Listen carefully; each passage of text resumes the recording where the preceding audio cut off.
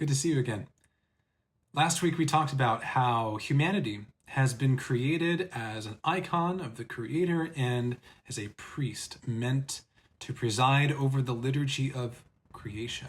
That is, all of creation is a temple, and humanity has been uniquely tasked with presiding over the worship in this temple. Humanity is a liturgical creature. It's worship reflecting the attributes of the Creator out into the world and gathering up the stuff of this world that it might be properly ordered in respect to the Creator. You can think of this in a crude sense as, say, like managing live wires, keeping the pathing lined up so that the current goes uninterrupted. You may remember as well that creation and Creator go together, that creation is made to be compatible with the divine presence.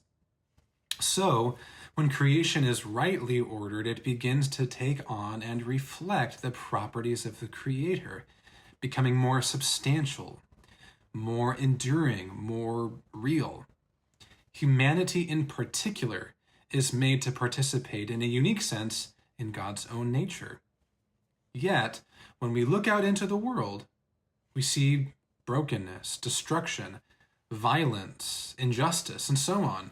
Very early on in the narrative of the scriptures, humanity is faced with a choice to either embrace our vocation as icon and priest or seize control of our destiny, snatching wisdom and discernment for ourselves and remake the world in our image. There at the crossroads of this decision is a malevolent actor coming to humanity like a serpent and nudging this thought: maybe God is holding out on you. You'll need wisdom and discernment to do well in the world if you want to succeed in your vocation. If you actually want to be God in the world, you have to reach out and take wisdom for yourself. Holding up a half-truth regarding humanity's vocation as icon of God and bending it, twisting it. And humanity, taken in by the lie, reaches out and takes what can only be received as a gift, eating of that tree that gives wisdom and discernment in their lonesome, away from fellowship with God. This reaching and grabbing beyond our capacity so characterizes the human predicament that what we see in the human frame is an obscured icon, a priest consuming the material meant for worship, rather than offering it to God in fellowship. An infant humanity seizing power out of turn spells disaster for the whole creation. A sickness has been released into the world.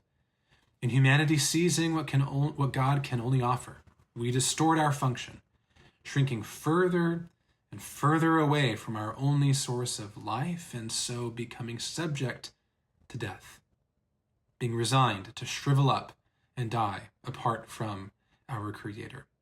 Yet, even in bad news, there is good news. Let's go there next. I'll see you next week.